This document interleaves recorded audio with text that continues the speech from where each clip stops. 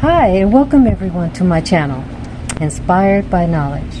Take note, as this is something you will want to keep in your car at all times. Even if you're an experienced auto mechanic, you too can benefit from this quick and easy fix. Now, do you know what this is? Many cars have one. See? It's right down here.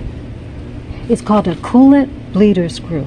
It's used to bleed the air bubbles out of your car after you've added coolant to the car. When a bleeder screw breaks, especially while driving, your coolant will be lost rapidly. Your car can overheat and lead to engine problems. So what do you do if this happens? First, you stop the car. Okay, now what do you do to fix it? Number one, you will need a new bleeder screw. Okay, then what?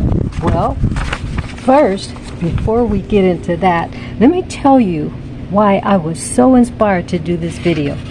One day after leaving work, about 3 blocks down the road, my coolant light suddenly came on, and then I saw steam coming from under my hood. So I pulled over, got out, opened the hood. All I could see was steam and a wet engine. It looked as though someone had sprayed water all over the engine.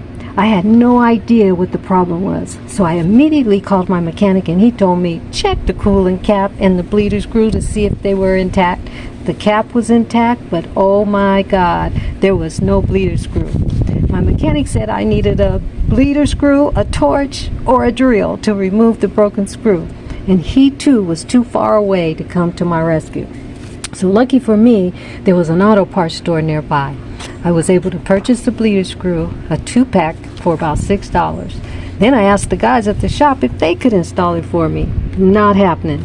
They too told me that the only way to remove that screw was with a drill or a torch, none of which they had. So now I was in stress mode. I went ahead and had the vehicle towed home. In talking with the tow driver, he too stated only a torch or a drill would remove that broken screw. So that night, I searched online to see if there was an easier fix. I found nothing. So, the next morning, I got to thinking, and I realized something. Since the bottom of the screw is still twisted down in the hole, it should be twisted out, right? But how? That was the million-dollar question. There was nothing to grab hold to. As you could see here, how the screw is broken off.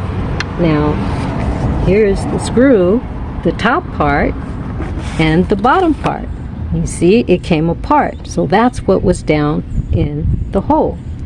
So, what I decided to do, I said, this I had to challenge. So since I'm a creative thinker by nature, I decided to look through my jewelry making tools. And oh my God, I found something, or something similar, along with a bottle of water and an extra bleeder screw. Because what happened to me could happen to anyone.